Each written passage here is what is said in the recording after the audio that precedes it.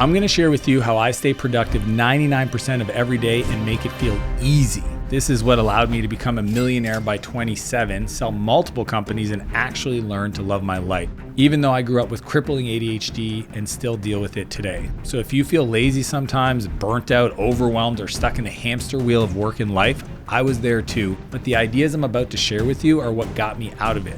Hopefully can get you out too. So without further explaining it, this is how to actually get more done than 99% of people. The first strategy is the drip matrix. In my book, I talk about this simple framework that helps people understand where they can be more productive, called the drip matrix, DRIP. D stands for delegate. You want to look at everything in your life that you're doing right now that other people can do at a very low cost. Those are things you want to ask somebody else to support you on. You can ask an intern, you can have a family member, or you can just decide to delete it or defer it. Most of you guys are doing stuff you shouldn't do, so just get rid of it or put it off to next year. So once we get out of that quadrant, we want to move up. R stands for replace. Replace is understanding that at the lowest level, there's administrative tasks. Then the level above that is things that are delivering the value that we sold to a customer. Above that is marketing, then sales, then leadership. So I use this framework called the replacement ladder in the R quadrant so that I can look at my calendar and figure out, am I building the systems to get out of that type of work so I can create more money? Once I've got more money, then I redeploy that into the I, which is I for investment. And what I want to do is invest in myself to become more valuable. See, the world doesn't reward who you are, it rewards you for the value you create in it. And the only way to make more money is to become more valuable to your customers, to the marketplace, to the world. Once I've done that, then I get to spend most of my time in the top right quadrant, which is P for production. In the production quadrant, this is where you spend most of your time doing things that light you up, that you enjoy, that honestly you would do for free, that make you the most money. It could be your art, it could be your writing, it could be shooting videos, and nothing else. So for example, if you're a YouTuber, you're an influencer, you're a mechanic, you want to just do the work that you love, and everything else around the business gets done and supported by other people. If you follow this process, you will be not only more productive than everybody else, you'll be richer than everybody else, because you'll become more valuable and you will spend your time on things that actually make you the most money. Which brings us to number 2, which is time wasters. Most people are wasting their time because they don't know what to do next. I see procrastinators. Some of them think, I'm a perfectionist. No, you're a procrastinator. You're just putting things off. And most of the time, it's because they just don't have a clear next action item. My friend Brandon calls it MINS, the most important next strategy. So he was telling this story about his friend that wanted to be in a relationship. He said, well, what do you got to do to be in a relationship? He's like, well, I need to find a woman. Well, how do you find a woman? Well, I've got to probably get back on the dating apps. Okay, why don't you get signed up on the dating apps? Well, I need to go get a haircut. So the next most important strategy is getting the haircut to enable everything else. And most people spend more time trying to figure out what's the big vision, what's a big plan, instead of just doing something that moves their dreams and goals forward. Which brings us to number 3, which is time versus money. Time's more important than money for a lot of people because time is constant for all people, yet you can create more money. And unfortunately, a lot of people have never experienced this because they've always traded their time for dollars. And they've never traded their creativity, their value, their resourcefulness for payment. And when you disconnect getting paid to your hour of doing work, then the whole world opens up because then you can use that resource, that money, to buy more time and experiences to enjoy life. And I'm not saying you shouldn't go and experience some tough, challenging times, because I think most people come from pain and develop from challenges more so than they grow from pleasure.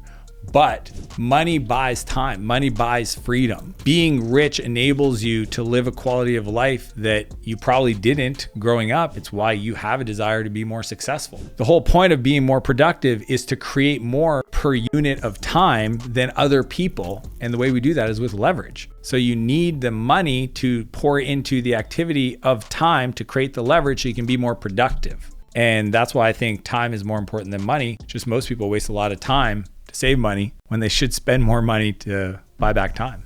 Which brings us to number 4, which is how do you create leverage? There's actually only 4 ways to create leverage in the world. I learned this from one of my mentors, this guy named Naval Ravikant. It's the 4 C's. So the first one is code. Code stands for automation, software. If I write some code and then I use it to automate a task, I never have to do that thing again. Huge amount of leverage, a little bit of time up front, but then it always runs the way I want it. It's a system. The second C is content. Think about creating a standard operating procedure, a playbook for somebody else to follow. I sit down and I spend a couple hours creating this checklist, and then I can have that train thousands of people without my presence and get a result for the rest of my life. Huge amount of leverage. Creating content like this, training videos, education videos, any kind of content where I'm like capturing an idea that other people can consume without my time, massive amounts of leverage. The third C is capital. If I have dollars, I can buy time to get leverage to create more value for the world, and I can keep making that trade of dollars for time. If I can borrow money, then I can fast track results faster in my life to generate profits to pay back some of the money I borrowed, but then over time end up creating more value in that time frame. So capital is a huge form of leverage. And the fourth C is collaboration. It's people. It's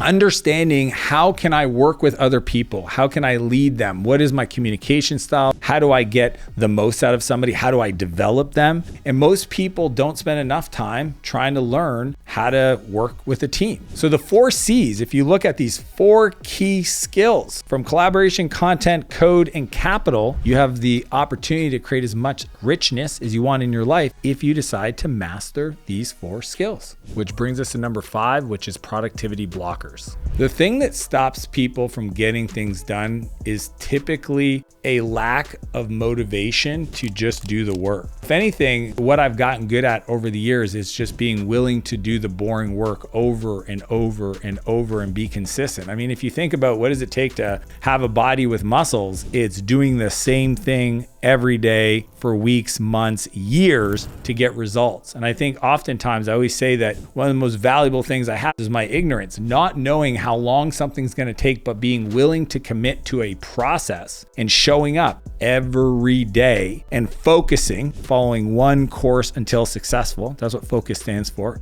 That is what allows a lot of people to get things done. The first swing of the axe against a tree hardly makes a dent. The second swing, same thing. What it takes is 1,000 swings in the same spot to actually finally knock a tree down. And what most people do is they change their mind every 3 months. I got to do this, I got to do that, I'm going to try this, I'm going to try that. And what it looks like is a side of a tree that's got axe marks all over it, but it's like 30 feet dispersed. It's not concentrated in one specific spot that would have got them the result. So most people can't get things done because they don't focus. They also allow their feelings to dictate if they're going to get work done. I've disconnected my personal feelings to doing the work a long time ago, because if I wake up and I don't feel good, it doesn't mean it's not important. It doesn't mean that when I made the decision to do the work, I didn't decide out of all the things I could be doing, this is what needs to be done. Most people underestimate the impact to productivity that is lost by not being in momentum. When you are consistent over time, you compound your growth. So the more consistent you are, it's not linear, it actually is exponential, because you start getting compounded results on top of compounding results. If you allow your feelings to dictate if you're going to get something done, then you're going to lose the momentum, because you might take 2 or 3 days off from creating something really magical, and that is lost. The other thing from a productivity point of view is the feeling you put into your work is felt by the customer. And you'd be surprised how that impacts your life. If you want to be productive, care about the work. I went to Japan recently, and I watched people that cut fish, to made ramen bowls, to worked on little wooden trinkets, and the level of intention they put into crafting the bowl of ramen or this wooden trinket was mind-blowing. It was as if they were doing it for the last time for somebody that they absolutely loved, and it would never be done again. And they put that level of care into it. And in today's world, I walk around and I see people that are literally slapping things around, clicking things together, getting stuff done just to get it off their to-do list with no intention of understanding who's going to benefit on the other side and how important it is. And that is what's not felt by a product or a piece of work that somebody creates without that energy. And that has nothing to do with how efficient you are with your calendar. It has to do with the intention you put into the work. It's going to be felt by that customer, by that user, by that reader, by that viewer. Which brings us to number 6, which is the topic of ADHD. Here's why I think so many people have ADHD these days. I think it's used as a crutch. I think anybody that is not able to be disciplined, plan, have a big why, focus, they just default to, I've got ADHD. And then they start taking the pills. The amount of people around me, I see it because they tell me, they're like, I'm going to take some pill, name your ADHD pill, and then just get cranking on your emails, cranking on your sales stuff. It's become an epidemic. Why? Because it's literally a pill. I'd rather do that than just acknowledge that I need to create a better system for my life. I need to wake up earlier. I need to drink more water. I need to have a timer on my desk. I need to block time in my calendar. I need to pre-negotiate all the things that I need to get the work done so that when I sit down and do the work, I can actually get it done. And I just think everybody that's not winning in life, they just default to I have ADHD instead of I am not disciplined. I am giving up too early. I require perfection in a scenario to be successful. I was diagnosed with ADHD when I was 11. I got put on Ritalin. I was on medication my whole life into my 30s. And then I personally decided I didn't like who I was when I was on that medication. And I had to actually detox. I had to get off the medication. I had to slowly reduce the amount because I was on like 40 milligrams slow release a day. My body was so dependent on this that it was one of the hardest 6 months period of my life. And on the other end of that, I discovered my creativity. I discovered my uniqueness. I discovered my voice. I discovered my Dan. I discovered what lights me up. And I would much rather restructure my life to build the skill to not have to take a medication than to default to every time I have a problem, I got to find the person who made the pill for it. Which brings us to number 7, which is ADHD hacks. The top hacks for dealing with ADHD for me is having a routine for strategic planning, for understanding here's what I want to get done in my life, here's the why, because I think the why is more important than the how. So I focus on the why and the destination, and then I work backwards and I start looking at what do I want to get done this week that's aligned. And on Sunday, I sit there and I plan my week. For the most part, I have the same rhythm. I've created a thing called the perfect week, and I want to make sure that I have my workouts, I have my family time, I have my team time, and I create a rhythm for my week. Then I take all the projects I'm working on and I plug them into my mornings because that's when I do my best creative work. When I can sit down with a problem and really work through it, or I can sit down with a prompt and really write against it, or I can create from this place connected to my creator. So that is the way I think at a high level is I use block time and I put everything into my calendar. So everything I need to get a project done is in the calendar description, and that's a separate piece of work than actually doing the work. When I sit down, I always play music. So I put my headphones on and I have like EDM type music that's designed to help with focus and binaural beats, and there's no vocals in it. And then I set a timer. Personally, I like Pomodoro. So I do 25 minutes on, 5 minutes resets. And I do that all morning long. And I also have a journal next to me. And anytime I have an idea and I don't want to get distracted, I just write it down. It's kind of like a parking lot. And that way, when I'm doing the work, I'm not getting distracted so I can stay on task because my mind is still coming up with new ideas, cool things. Hey, you could do this, but it's not focused on that specific project. And then I just honor the outcome. Now, if I want to take it to another level, like let's say I have to do some stuff I really don't want to do, like create some financial models, that's when I'll schedule the meeting with somebody else and I'll have them on the call with me with the purpose of the meeting or the call to get the thing done. So if the 60-minute block or the 90-minute block, they're expecting at the end of this, it's going to get done. And it turns out most of the time I can get it done a lot faster. If I have the pressure of somebody being on the receiving end of this getting done, I'm focused, I do the timer and I do the music, then I have the person also I can banter with and say like, hey, does this sound good? Does that sound good? Does this look good? Does this make sense? Boom, boom, boom, boom. Get it done, send it, move, next task. So that's how I actually work. But my mornings are designed to get ready for work, which is I exhaust the body to tame the mind. And I only eat high protein whole foods in the morning, no sugars, no crazy stuff that's going to mess with my brain. And then I attack the day. So I get my sweat on, and then I get my nutrition in my body, and I focus my mind to get something done with a bigger vision for my life. Which brings us to number 8, which is to find fun work. I get asked all the time, how does somebody find something they like doing? First off, I think you need to just try a lot of different things. It would be so sad to find out that you could have been a world-class race car driver if you've never gotten into a vehicle. It sounds crazy, but I know a lot of people that have the aptitude and the character traits to be world-class at a skill, but they just never even tried it to even know that they could have been awesome at that. So first off, just like figuring out which kind of ice cream you like, you should taste a lot of different flavors and try a lot of different things. That's why I think if you're a young person, go travel the world, go see how the rest of the world lives, go spend some time by yourself in a hostel, learning to navigate the crazies, the people trying to scam you, the new friends, the different languages, the different cultures, because that's going to just expose you to a lot of different things in a short period of time. What should you do with your life? I like looking at the Ikigai. It's Ikigai.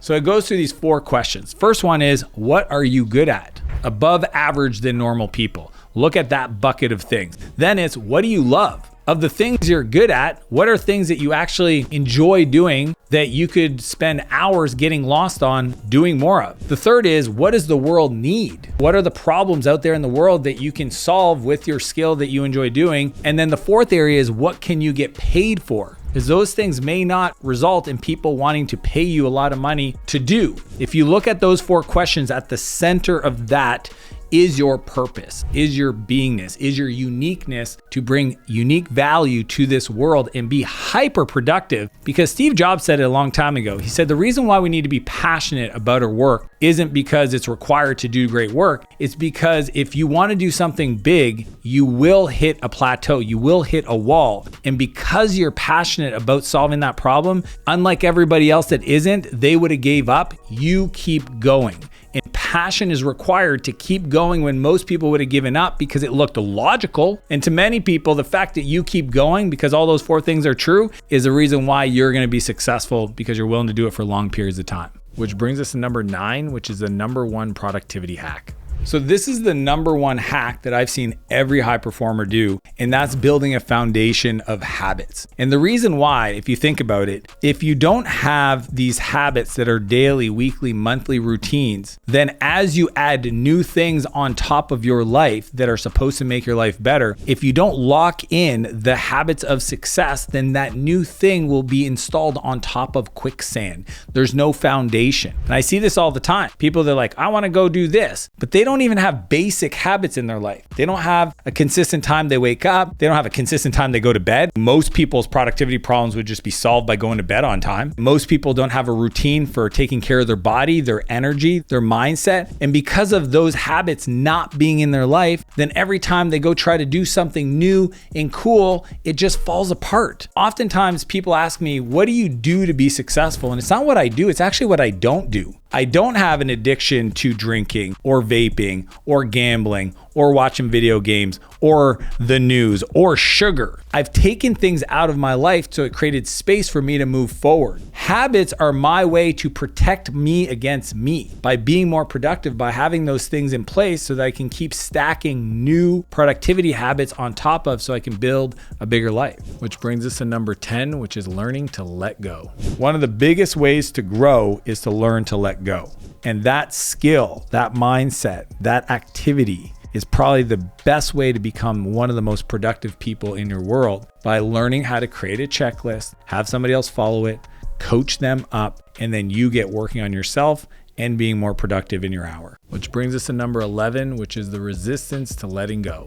I think most people have a hard time letting go because there's all these fears, right? There's the fear that the person is going to cost them money. There's the fear that the person is going to embarrass them. And there's the real fear that somebody could do something that could sacrifice their whole business, their whole livelihood, which are all based on real potential situations. Somebody could say the wrong thing to the customer. Somebody could steal from you. Somebody could under-deliver and over-promise. But what I've learned is those are all things that you can control, because you can control who you hire. You can control how you lead them. You can control the systems you put in place, the reporting you put in place, the checks you put in place. And your desire to control is actually keeping you small. The more you learn to let go by developing those skills to be more productive, to reinvest money, to buy back your time, to become better, that's where the real magic happens. It's on the other side of learning to let go without going crazy that your future exists. The longer you hold on, that's the level you're going to meet, which I call your complexity ceiling, where the level of complexity in your life is all you can tolerate you'll keep bumping your head against that ceiling of complexity. So you got to learn to simplify, remove things out of your life, create systems that operate, that are owned by other people, and then just keep trying to become better. Most people mess up delegating anything because they just tell the person, hey, go do this thing. They didn't show them how it worked. They didn't train them. They didn't have them do it while they watched. They just essentially assumed, hey, I said I wanted you to go do this thing. You heard my words. Why didn't you do the thing? Transactional leadership is you tell them what to do, you check that it got done, and then you tell them what to do next. It's the tell, check, next loop. Transformational leadership is completely different. I spend more time up front dictating the outcome, the definition of done, the visualization, the feelings of how it's going to feel when it's completed, showing them a picture, giving them the training manual, giving them some coaching on the front end of the outcome so that they've got a clear direction to aim for. If I'm asking somebody to build a house and I don't give them a picture of what I want the house to look like, I can't be upset if I come back in 6 months and the house looks completely different than what I had in my mind. Yet on a simple level, this is what most people do every day when they ask somebody to do something. So I start with the outcome, then I focus on the measurement. The measurement is what's the one number that's going to tell you and I that you're making progress, that you're being productive. And it takes some work to try to figure out what that one number is. But if you're creative enough, you'll find it. So for example, when my brother was selling homes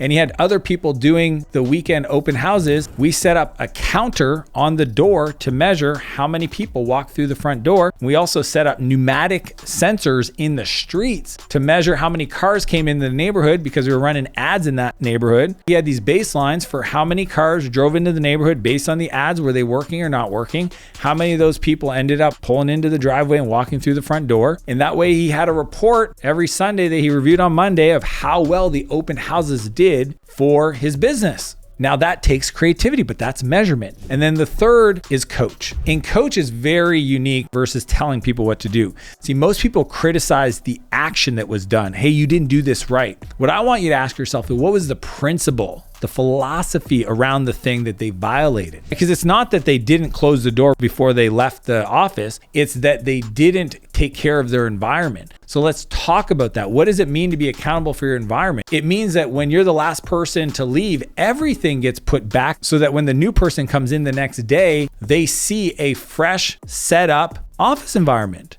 And if everybody understands that principle, then it's not just about the door. It's not about the dishes. It's not about the desk. It's all of that. And I think people need to learn how to coach up that concept so that you're not always trying to fix individual activities. You're literally teaching the principle that takes care of hundreds of activities within that concept. And that is the massive difference between transactional leadership and transformational leadership. Which brings us to number 12, which is leverage on a budget.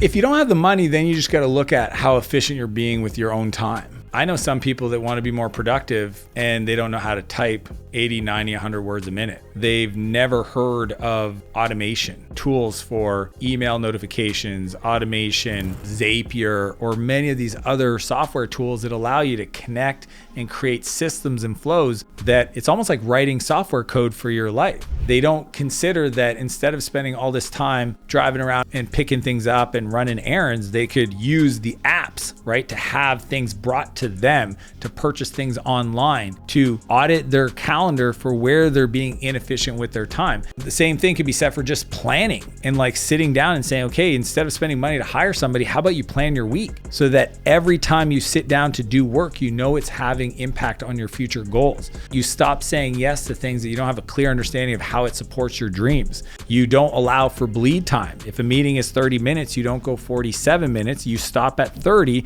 and you drive towards an outcome at the end of 30. You demand from other people that you're interacting with that they show up prepared, that you tell them before we meet, this is the specific thing we're going to get done today, and you drive towards that thing getting done. A lot of it is just basic productivity. You might be doing 14 things when you really should be doing 2, and that's a decision on how much capacity you have, how much energy you have. Is the work getting the attention it needs? One of my favorite productivity tools ever, I heard by a guy named Brian Tracy. And he said, take out a blank piece of paper and write down all of your goals on that piece of paper, personal, professional, health, etc. Then he says, if you've got a list of 14 things, take out a new piece of paper and take the one item, the one goal from the previous piece of paper that would be the leading domino for everything else being successful, and write it at the top of that new piece of paper. And once you have that, then I want you to make a list of all the activities, all the projects, all the actions that you could do to get that one goal completed. And he said, do nothing else but that. And I just think that's a beautiful way to help people that don't have the money to hire other people to be more productive by focusing on the leading domino that allows them to make all their other dreams and goals a possibility. Which brings us to number 13, the bottom line.